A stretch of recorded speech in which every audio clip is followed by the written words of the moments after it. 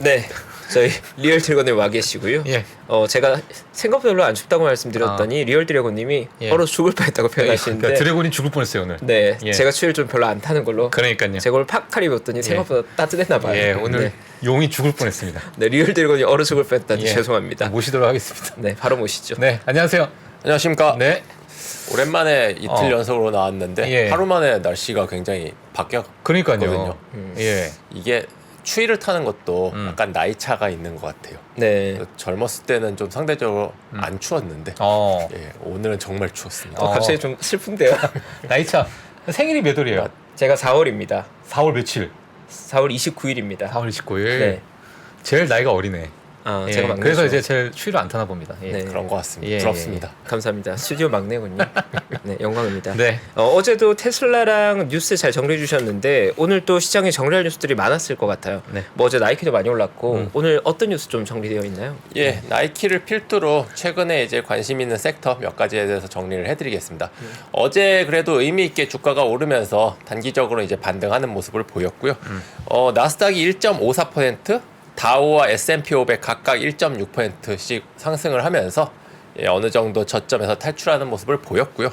우선 나이키의 깜짝 실적 발표에 힘입어서 상승 출발을 했는데 소비자 신뢰 지수가 마찬가지로 양호한 모습을 보이면서 어떤 경기 침체에 대한 우려가 완화되는 모습, 그리고 기대 인플레이션 또한 9월 이후로 최저치를 기록하면서 여러 가지 경제 지표가 생각보다는 양호한 모습을 보이면서 최근에 어떤 주가 하락에서 어느 정도 연말까지는 다시 한번 반등이 나오지 않겠느냐, 약간 기대가 실린 하루였다고 볼 수 있을 것 같습니다. 네. 어제 특징주는 역시 나이키를 말씀드려야 될 것 같아요. 실적이 굉장히 잘 나왔고요. 말씀을 드리면은 어제 종가 115.78달러, 12.18% 상승을 했는데 최근에 어떤 경기 침체 우려감, 특히 이제 소비가 둔화되는 거 아니냐 이런 우려가 심했었는데 스포츠웨어 굉장히 견조했습니다. 2분기 매출이 133억 달러로 컨센서스 125억 달러를 크게 상회를 했고요. EPS가 주당 85센트, 컨센서스 64센트에서 마찬가지로 20% 이상 굉장히 크게 나오면서 그동안의 우려를 상당 부분 불식을 시켰고요. 의미 있는 수치는 우선 재고 부분이 굉장히 빠르게 소진됐다는 부분, 영업이익률이 약간 줄었다는 거는 약간의 할인 판매를 감행을 했다는 거고요. 그 부분으로 인해서 재고를 빠르게 소진했다는 부분, 그리고 북미 매출이 YY 전년 대비 무려 30% 넘게 급등을 하면서 굉장히 큰 폭의 상승세를 보였는데요. 네. 그 중에서도 디지털 플랫폼, 그러니까 이제 온라인 판매죠. 온라인 판매 부분이 매출이 25% 이상 증가한 부분이 굉장히 고무적인데, 온라인 판매 비중이 늘어난다는 거는 그만큼 영업이익률을 크게 끌어올릴 수가 있습니다. 왜냐하면은 어떤 유통 구조를 훨씬 단순화할 수가 있거든요. 소위 말해 이제 다이렉트 판매, 나이키 본사에서 직접 고객에게 배송을 해주는 서비스지 않습니까? 그 온라인에서 이제 매출이 계속해서 빠르게 늘수록 나이키에서는 실제로 영업이익률이 늘어나는 효과가 있고요. 이번에 발표된 수치를 보면은 특히 신발 쪽이 상당히 많이 판매된 걸로 나오고 있습니다. 제가 지난번에 듣기로는 박 선생님이 굉장히 나이키 매니아라고 제가 들은 것 같은데 맞나요? 제가요? 예. 뭐 그런 것 같습니다. 처음 듣는 얘기인데 뭐. 네, 초상증권의 박상중 이사님이 유명한 매니아시고, 그렇죠. 네, 예. 저희도 꽤나 나이키를 좋아하죠. 예. 네, 갑자기 매니아가 되고 싶었어요 지금. 예. 뭐 예를 들면은 유명한 신발들이 몇 가지 있지 않습니까? 네. 저도 뭐 이름만 들은 몇 가지가 그렇죠. 있는데 뭐 저는 뭐 아는 게 뭐 조던 정도밖에는 없는데 예. 최근에는 그런 것들이 굉장히 많고 또 그런 걸 이제 웃돈을 얹어서 사야 될 정도로 그렇죠. 많다고 맞아요. 제가 리셀 들었는데 예. 그만큼 어찌 보면은 어떤 마케팅의 성공이라고도 볼 수가 있는 거거든요. 그리고 그런 신발 하나도 희소성 있게 만들고 거기서 이제 영업이익률 올린다는 부분. 네. 그리고 어떤 현재 이제 나이키의 최대 리스크 중에 하나는 중국 이슈입니다. 중국에서의 매출이 상당히 더디거든요. 다행히 중국 지역도 전년 대비 YOY로 6% 이상 성장을 했는데 문제는 중국 로컬 업체들, 그러니까 이제 안타스포츠라든지 리닝 같은 업체의 상승률보다 부족했습니다. 그러니까 현재 아직 중국 전체에서 포지셔닝 점유율은 오히려 축소되는 모습이었어요. 그러니까 이 부분이 사실은 언제 회복을 하느냐가 나이키로서는 가장 큰 관건이고 만약에 이 부분이 조금 해결이 된다면은 굉장히 의미 있는 상승세를 보여줄 수도 있을 것 같고요. 예. 일단은 현재 나이키의 12개월 포워드 PR이 약 36배니까 최근 시장을 감안했을 때는 상당히 고밸류입니다. 그러니까요. 어찌 보면 상당히 지금도 높은 평가를 받고 있다고도 볼 수 있는 거, 브랜드 가치에 대해서. 예. 뭐 테슬라 같은 회사조차도 지금 30배가 이제 무너지려는 상황인데 나이키 같은 소비자 업체가 30배 이상을 유지한다는 거는 사실은 이 회사가 그만큼 굉장히 독보적이라는 거를 의미를 하는 거기도 하고요. 예. 현재로서의 나이키의 어떤 약점? 조금 리스크라면 역시 이 밸류, 그러니까 비싸다 아직도. PR이 주가는 뭐 상당 부분 조정을 받은 건 사실이지만 여전히 높은 밸류에이션 때문에 매수에 약간 주저할 수도 있는 부분이다. 그렇게 볼 수 있을 것 같고요. 예. 어제 나이키의 어떤 상승세에 힘입어서 관련 업체들 언더아머와 룰루레몬도 각각 5%, 3%대 높은 성장세를 보였습니다. 아니 그러니까 나이키가 사실은 너무 인기가 많은 종목 중에 하나잖아요. 근데 이제 최근에 많이 빠졌으니까 지금 말씀하신 대로 아 이제 좀 사도 되지 않을까라는 뭐 투자자분들이 좀 계실 것 같아요. 뭔가 예, 요번에 이제 매출도 잘 나오고 실적도 너무 괜찮으니까 근데 이제 딱 그 밸류에이션 때문에 예, 막히는 그런 모습인데 어떻게 뭐 보고 계시나요? 뭐 사실 지금 밸류에이션 정도라도 난 나이키는 좀 괜찮다 이렇게 보시는지 아니면은 조금 지켜봐야겠다 뭐 어떻게 보고 계시나요? 이제 뭐 당연히 밸류에이션이라는 게 원래 상대적인 거고 업체별로 혹은 섹터별로 다 틀리기 때문에 단순히 30배가 비싸다 싸다라고 논할 수 있는 부분은 아니고 예. 우선 과거 경험으로 봤을 때 나이키는 언제나 고밸류였습니다. 예. 어찌 보면 당연하고요. 그만큼 이제 독보적인 브랜드 파워가 있기 때문이고요. 예. 그 과거의 어떤 히스토리컬한 경험으로 봤을 때 지금이 딱히 비싸다고 볼 수는 없는 거죠. 타 업체들이 지금 상대적으로 주가가 많이 하락하다 보니까 상대적으로 부각이 될 뿐이지 과거에 뭐 10년 전, 20년 전에도 항상 나이키는 비쌌거든요. 그렇다면은 어떤 최근에 주가 하락은 저는 뭐 어느 정도는 매수를 할 만한 매수할 기회일 만한? 수 있다. 그러니까 지금 북미라든지 뭐 어떤 현재 주요 판매처에서의 어떤 실적의 저하 부분 이런 모습은 전혀 안 나타나거든요. 앞으로 나타날 기미도 현재로선 보이지 않고요. 결국은 유일한 약점인 중국 쪽에서의 소위 말하는 이제 애국 소비라고 하죠. 중국에서도 어떤 약간 반미라든지 그런 걸로 인해서 자국의 어떤 브랜드를 선호하는 모습이 현재도 조금 있습니다. 네. 그런 게 오히려 나이키의 약점으로 있는데 이 부분은 저는 결국은 해소가 되지 않겠느냐. 이런 게 계속해서 아주 장기적으로 갈 거라고 생각은 되지 않거든요. 그러니까 중국 쪽에서의 매출액만 조금만 의미 있게 반등이 나오더라도 주가는 굉장히 빠르게 반등할 수 있다. 그런 관점에서 봤을 때는 지금 주가가 저는 나쁘지 않은 매력적인 가격일 수 있다고 생각을 합니다. 알겠습니다. 자 어제 또 저희 반도체 섹터가 또 올라갔었거든요. 예, 반도체 또 어떻게 봐야 될까요? 반도체도 어제 굉장히 뜨거웠던 하루였습니다. 네. 번스타인에서 2023년 내년도 반도체 섹터 톱픽으로 뽑은 4종목이 있는데요. AMD, 엔비디아, 퀄컴, 브로드컴이었고요. 4종목 모두 4%, 3%대의 높은 상승률로 마감을 했는데 아시다시피 반도체가 올해 굉장히 힘든 한 해였고요. 네. 그러다 보니까 내년도에 조심스럽게 어떤 반등을 예상하는 IB들이 계속해서 최근에 나오고 있습니다. 그러니까 결국은 컨센서스가 하향되면서 대부분의 업체가 큰 폭의 주가 하락을 경험을 했고요. 이 부분이 워낙에 많이 빠지다 보니까 상대적으로 밸류에이션 매력이 부각이 되기 시작했고요. 주가는 어느 정도 저점을 지나고 있는 게 아니냐 이러한 판단이 지금 번스타인에서 제시를 하고 있고요. 결국은 23년 내년도에는 강력한 반등을 경험할 것이다. 이렇게 얘기를 했고요.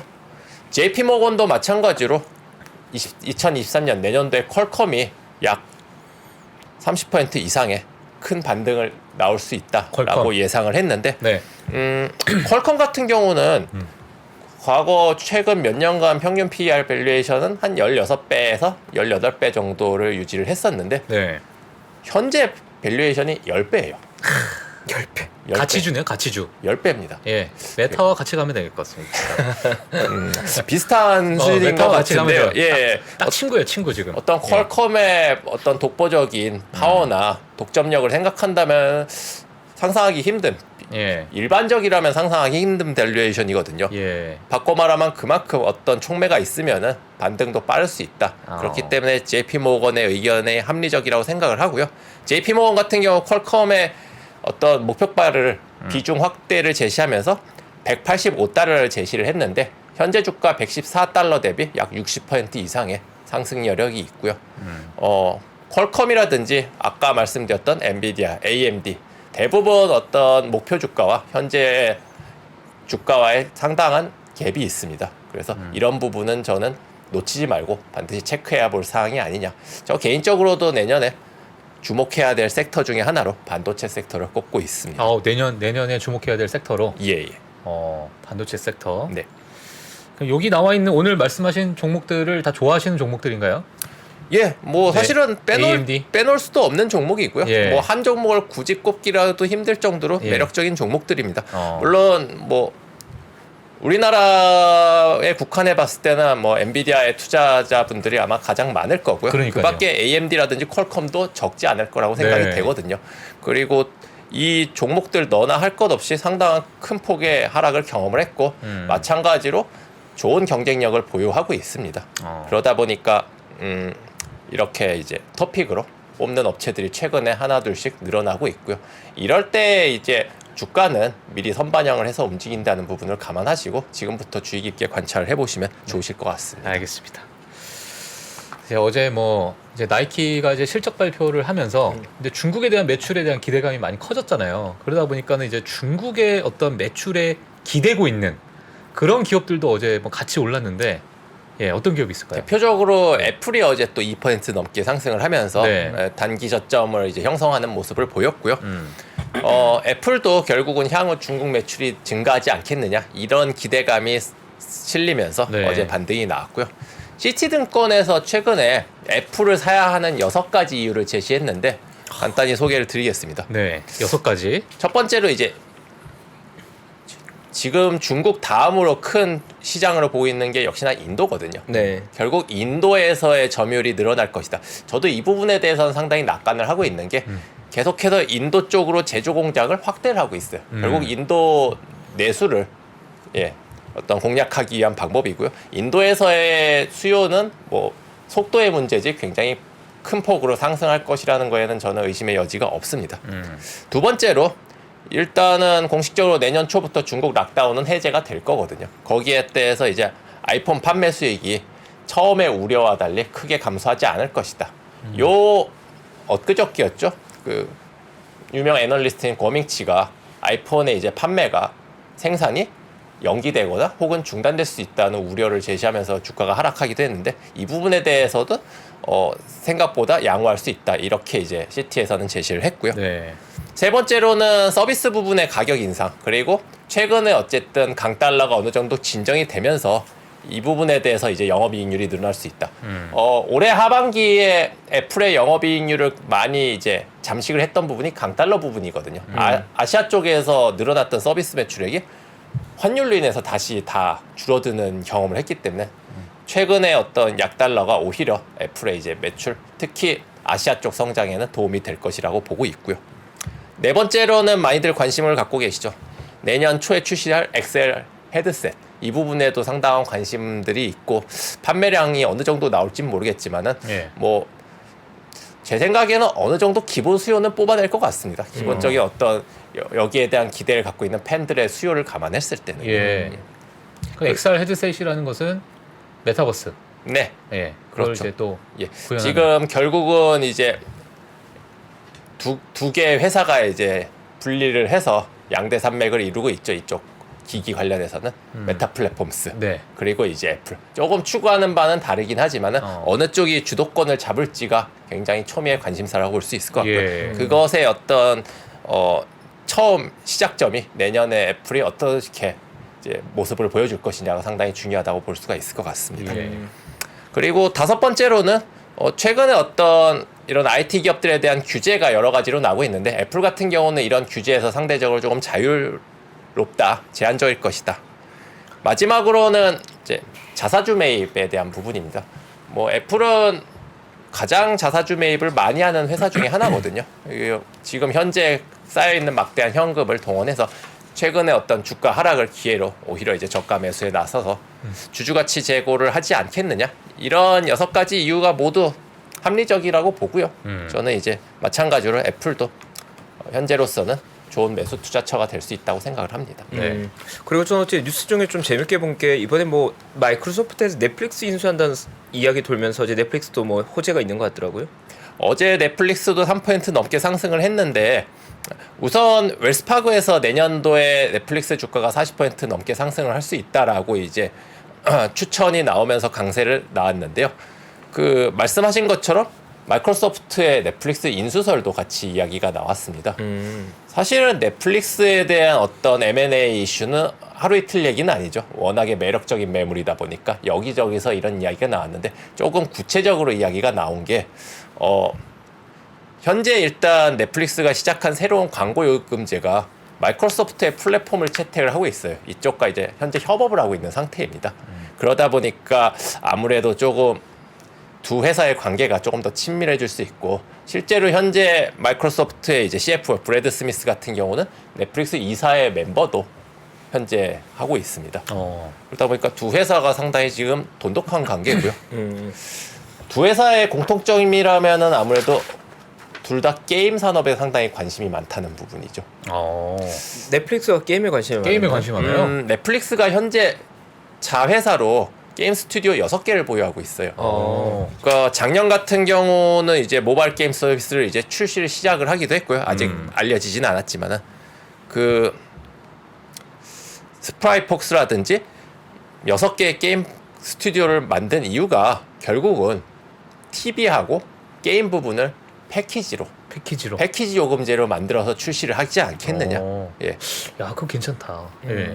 괜찮은 왜냐하면 이제 게임 같은 경우도 이제는 우리가 과거처럼 어떤 CD라든지 어떤 하드웨어가 필요 없이 그냥 클라우드로 접속을 하는 게임이 그렇죠. 이제 개발이 되고 있지 않습니까? 그렇다면은 넷플릭스에서 우리가 드라마를 보듯이 마찬가지로 바로 클라우드로 접속을 해서 게임을 즐길 수 있는 거죠. 넷플릭스로서는 상당히 파워풀한 컨텐츠가 될 수가 있는 거고요. 두 가지의 어떤 번들로 한 결합 상품 충분히 만들 수가 있죠. 또한 마이크로소프트는 뭐 워낙에 게임 사랑이 유명하죠. 그 현 사티아 나델라 CEO 같은 경우는 계속해서 어떤 대규모 M&A를 통해서 기업의 확장을 이제 도모해 왔었고요. 뭐 14년도부터 모장 스튜디오라고 게임 회사는 이름은 조금 생소하실 수 있는데 마인크래프트 개발자사죠. 이 회사를 인수를 하기도 했고 2016년에 링크드인, 2021년엔 뉘앙스라는 업체를 인수를 마찬가지로 했고 올해 초에 이제 유명한 액티비전 블리자드 이제 인수 발표를 하기도 했는데 사실 이 액티비전 블리자드는 지금 약간 삐걱대고 있죠. 여기저기서 이제 반대 의견도 나오고 하다 보니까 인수가 무산될 가능성도 현재로서는 있습니다. 그렇다면은 액티비전 블리자드라는 이제 빅딜이 만약에 무산될 경우에는 넷플릭스 쪽으로 눈을 돌릴 가능성도 있고요. 현재 시가총액이 마이크로소프트가 약 2조 달러, 넷플릭스가 약 1,300억 달러 정도인데 넷플릭스의 어떤 경영권 프리미엄을 부여하더라도 마이크로소프트가 인수할 수 있는 여력은 충분하죠. 충분하고 그만큼 이제 매력적인 매물이다. 그렇게 볼 수 있을 것 같고요. 예. 마이크로소프트 외에도 넷플릭스를 어떤 관심 있어하는 회사는 여러 개가 있습니다. 뭐 대표적으로 많이 알려진 애플도 콘텐츠에 상당히 지금 목말라 있는 상태고요. 예. 저 개인적으로는 가능성이 또 있다고 보여지는 게 디즈니요? 예. 디즈니가 점유율을 높일 수 있는 가장 간단한 방법은 사실 넷플릭스 인수거든요. 현재 어떤 점유율로서는 상당히 빠른 이제 상승세를 보이긴 했지만 질적인 측면이라든지 어떤 컨텐츠에 대한 풍부함에서는 아직도 많은 비판을 받고 있는 것도 사실이거든요. 예. 이런 거를 한 번에 상쇄할 수 있는 부분은 역시 넷플릭스 인수라는 점에서 예. 저는 충분히 가능성이 있다고 생각을 하고요. 다만 이 부분도 마찬가지로 어떤 독점에 대한 이슈가 있는 거죠. 그러니까요. 이 디즈니가 넷플릭스까지 만약에 먹어버리면은 예. 어떻게 되겠냐라는 예. 비판 여론도 당연히 나올 수가 있기 때문에 이러한 어떤 당연히 난관은 있고요. 그럼에도 불구하고 향후에 어떤 넷플릭스의 행보가 어떻게 될 것이냐, 어디로 갈 것이냐 상당히 관심 있게 지켜봐야 할 부분이라고 생각을 하고 예. 덧붙여서 주가 부분도 현재 주가만 봤을 때는 넷플릭스가 이제 작년부터 올해 이제 중순부터 해서 꾸준하게 이제 반등이 나오는 모습인데 저는 내년까지도 넷플릭스의 주가는 상당히 이제 관심 있게 지켜봐야 할 부분이다. 저는 가격적으로도 매력이 있다 이렇게 생각을 합니다. 예, 알겠습니다. 마이크로소프트는 사실 뭐 액티비전 블리자드가 규제, 반독점 규제. 근데 넷플릭스를 인수하더라도 반독점 규제가 나올 것 같고, 뭐 그러니까 너무나도 이제 큰 하나의 굵직한 공룡들이니까 뭐 어딜 가더라도 다 반독점 규제가 나올 것 같은데, 뭐 모르겠습니다. 뭐 이게 뭐 정말 될지. 사실 그 어떤 반독점이라는 게 정확한 수치라든지 규정이 있는 부분은 아니거든요. 그냥 싫은 거잖아요. 굉장히 정치적인 부분이거든요. 예. 그러니까 이게 어떻게 어느 쪽에서 의견을 표하느냐에 그러니까요. 달려 있기 때문에 예. 정치적인 이슈는 사실 정치적으로 해결하는 수밖에 없습니다. 답이 있는 부분은 아니기 때문에 예. 이 부분을 마이크로소프트가 정치적으로 잘 해결할 것이다 라고 개인적으로 기대를 하고 있습니다. 알겠습니다. 네, 자 오늘 좀 마이크로소프트의 이야기까지 네, 또 시황을 또 자세하게 또 알려주신 저희 리얼 드래곤 이진용 선임 매니저님 가실 때 조심히 얼어 죽지 마시고 가시길 바라겠습니다. 네, 다음 주에 뵙도록 하겠습니다. 네, 감사합니다. 예, 감사합니다. 네, 감사합니다. 네, 저희 잠시 광고 보고 왔어요. 네. 오늘 2부에는 저희 바베리안 리서치 정희석 이사님 와 계십니다. 저희 잠시 후 돌아오겠습니다. 네.